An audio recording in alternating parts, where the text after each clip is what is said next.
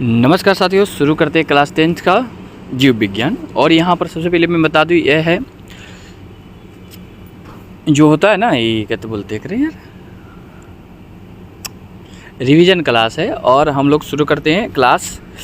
और यहाँ पर सबसे पहले मैं बता दूँ, ये जनन पाठ है और इसमें लगभग 32 क्वेश्चंस होंगे। ठीक है, कितने क्वेश्चन होंगे? 32 क्वेश्चन।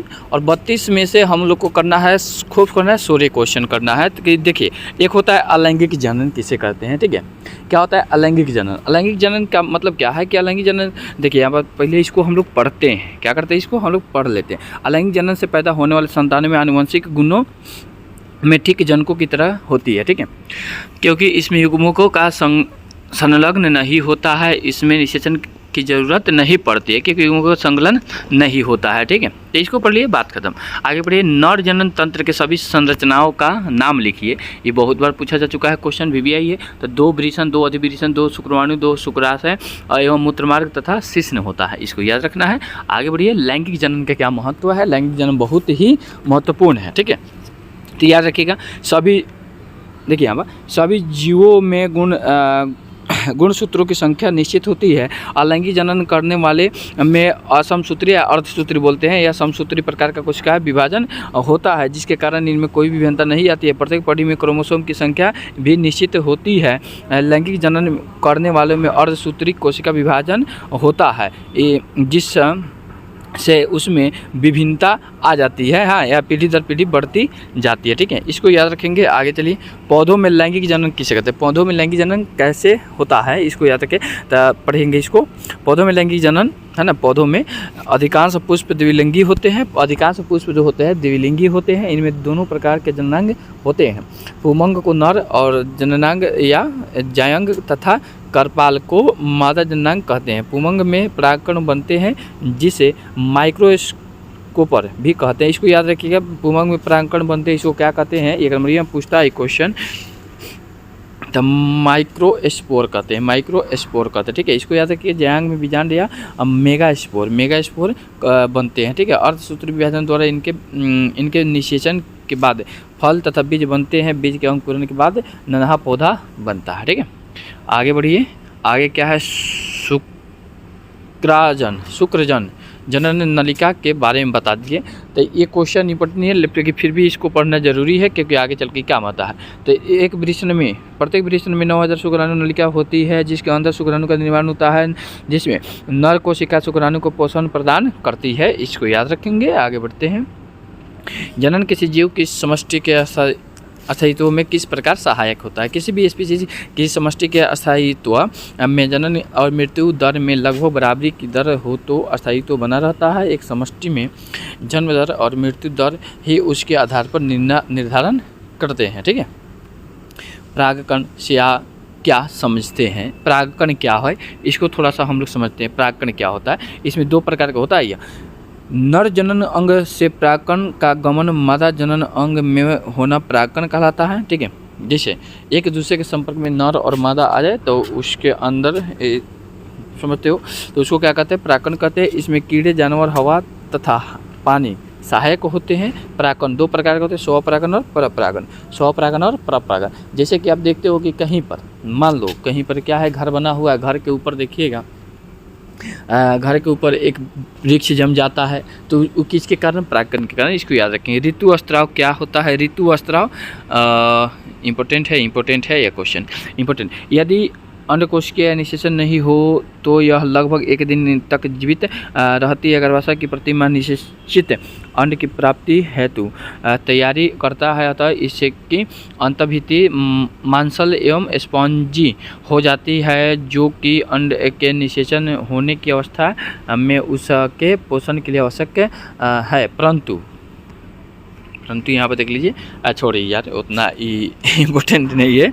आगे, युग्मनज से आप क्या समझते हैं? इंपॉर्टेंट क्वेश्चन है, VBI क्वेश्चन है। ये क्वेश्चन हम लिख दें कि आज इस साल ये क्वेश्चन आएगा। युग्मनज क्या है? ठीक है, तब परिपक्व शुक्राणु अंडाणु में पूरी तरह मिलकर युग्मनज का निर्माण करती है। ठीक है, जनन और मादा एक साथ निषेचन करते हैं, तो उसके बाद युग्मनज बनता है। ठीक है, करने के बाद ही युग्मनज बनता है ना।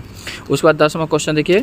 वर्षा होने के समय हमें मक्का के परागण क्रिया में क्या प्रभाव पड़ सकता है। तो ये क्वेश्चन इंपॉर्टेंट नहीं है, इसको छोड़िए। मानव में वृक्क का क्या कार्य है, इंपॉर्टेंट क्वेश्चन, वीवीआई क्वेश्चन।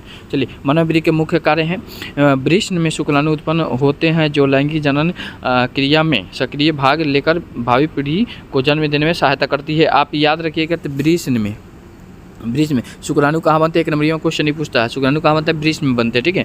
अब देखिए, मानव में किस तरह का जनन, तो लैंगिक जनन, किस तरह का जनन, लैंगिक जनन, ये भी 1 नंबर में पूछता है सर, ठीक है, इसको याद रखेंगे।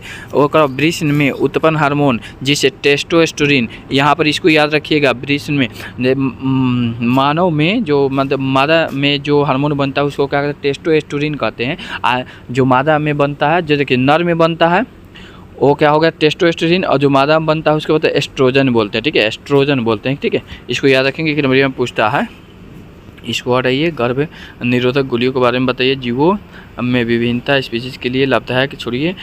हाँ, यहाँ पर 14 नंबर क्वेश्चन देखिए, 14 नंबर क्वेश्चन इंपॉर्टेंट लग रहा है हमको। परिवार नियोजन में कई उपयोग में गर्भ निरोधक गोलियाँ भी एक उपाय है। इनमें कृत्रिम प्रोजेस्टेरोन तथा एस्ट्रोजन डाला जाता है। यह ESH एवं LH के स्त्राव पर प्रतिबंध लगा देते हैं, जिसके कारण अंडोत्सर्ग की क्रिया नहीं हो पाती है। जैसे कि मान लीजिए कि कोई हाल फिलहाल में कोई गर्भाशय, जैसे कि मान लीजिए कोई, कैसे बोलें हम इसको, मान लीजिए कि कोई महिला है, वो मतलब हाल फिलहाल में क्या हो जाती है, गर्भधारण कर लेती है, तो उसको रोकने के लिए ये क्या लेते हैं, गर्भ निरोधक गोलियाँ लेते रहते हैं। इसको हटाइए, आगे बढ़ते हैं। उसके बाद परागकण क्या है, ये क्वेश्चन इंपॉर्टेंट है, वीवीआई क्वेश्चन है, इसको याद रखें। परागकोश से परागकणों एवं का प्रकीर्णन वर्तिकाग्र तक होने की प्रक्रिया को परागकण कहते हैं। कीटों के द्वारा पर परागण की क्रिया होती है, कीटों के द्वारा पर परागण होता है, इसको याद रखेंगे, कीटों के द्वारा पर परागण होता है। यहाँ पर द्विलिंगी जीव कौन से होते हैं, द्विलिंगी क्वेश्चन पूछा हुआ है। द्विलिंगी वे जीव जिनमें नर तथा मादा दोनों अंग होते हैं, नर और मादा दोनों अंग होते हैं, उसको क्या द्विलिंगी कहते हैं, दोनों लिंग पाए जाते हैं द्विलिंगी। जैसे केंचुआ होता है ना, जोंक देखो, जोंक समझते हो, तो जोंक में भी द्विलिंगी है, उसको याद रखेंगे। आगे DNA की प्रकृति, हाँ यहाँ पर 17 नंबर क्वेश्चन इंपॉर्टेंट है। DNA की प्रकृति बनाना जनन के लिए क्यों आवश्यक है। एक पीढ़ी से दूसरी पीढ़ी के आनुवंशिक गणों का वाहन क्रोमोसोम होता है, ठीक है, क्रोमोसोम जो DNA से बना होता है ना, DNA से बना, इसकी प्रकृति बनना जनन के लिए आवश्यक है सर, बहुत आवश्यक है। प्रांकल लैंगिक जनन और क्रिया निषेचन की विभिन्न प्रकार, और ये इसको एक लिंगी तथा द्विलिंगी। हाँ चलिए, यहाँ पर एक क्वेश्चन 20 नंबर इंपॉर्टेंट है सर।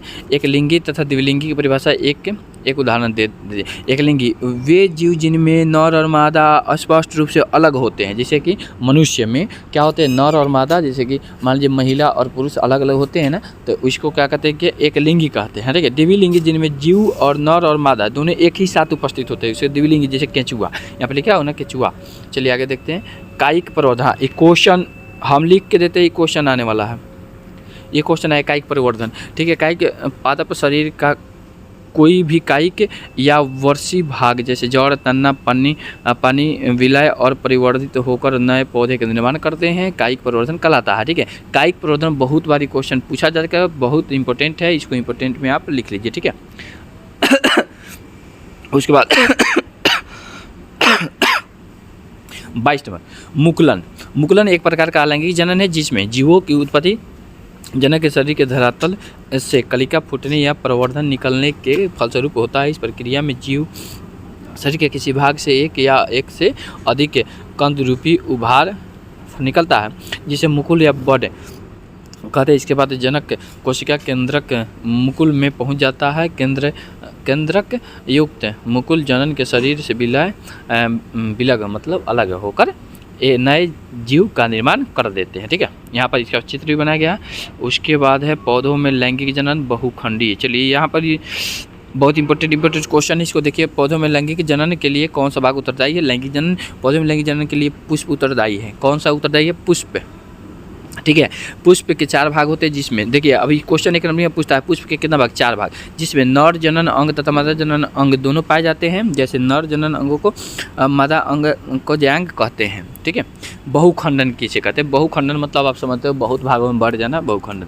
एक कोशिकीय जीवों में कोशिका विभाजन द्वारा नर जीव की उत्पत्ति होती है इसमें कोशिका अनेक संतति कोशिकाओं में विभाजित हो जाते हैं, जैसे मलेरिया परजीवी प्लाज्मोडियम। ठीक है, आप अगर बोलोगे यहाँ पर तो हम लोग लाइव में आके और इसको बढ़िया से कर लेंगे, 1 नंबरिया क्वेश्चन और 2 नंबरिया। ठीक है, तो आपका कमेंट आना चाहिए सर देखने के बाद। ठीक है, आगे चलते हैं। मासिक चक्र, ये बहुत बार पूछा गया हुआ क्वेश्चन है। मासिक चक्र क्या है?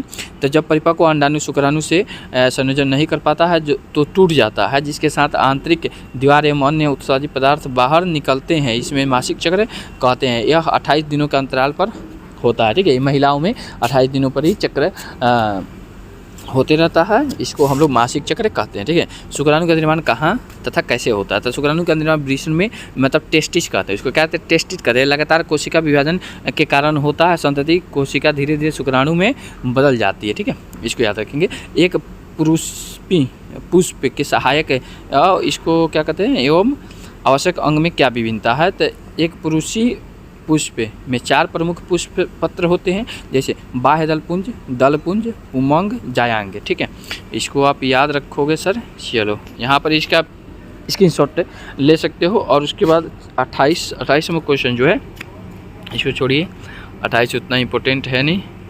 और उसका अविवाह, हाँ इसका भी आप क्या कर सकते हो, इसका स्क्रीनशॉट ले लो। बीजाणु जनन से जीवों को क्या लाभ है?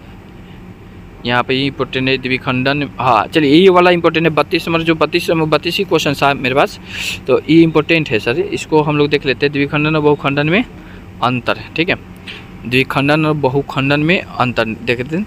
देखिए, द्विखंडन की वह विधि जिसमें 2 समान संतति निर्माण होते हैं, जबकि बहुखंडन में विखंडन की वह विधि जिसमें अनेक समान संतति का निर्माण होता है।